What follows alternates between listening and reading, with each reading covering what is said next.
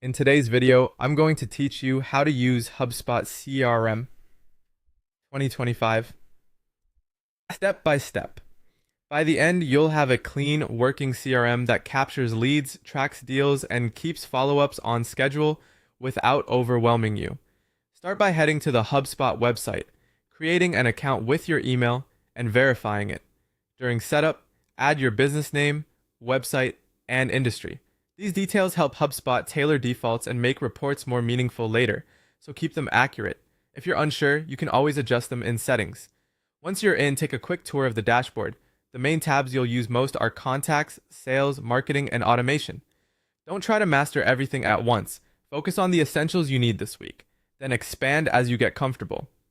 Next, add your first contacts. Go to Contacts.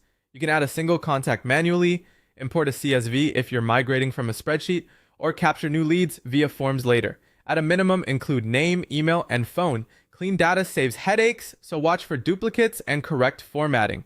Now build your sales pipeline. Go to Sales Deals and set simple stages such as new lead, contacted, proposal sent, and closed. Keep the names clear and aligned with how your team actually sells. You'll move deals through these stages to see where revenue is building or getting stuck.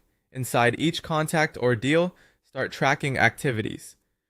Add notes after conversations, log calls, and track emails so your entire history lives in one place. Short, time-stamped updates make handoffs easier and keep your future self informed. Connect your email to work smarter. Go to Settings, General, Email, and connect Gmail or Outlook. This enables email tracking and lets you send messages directly from the CRM.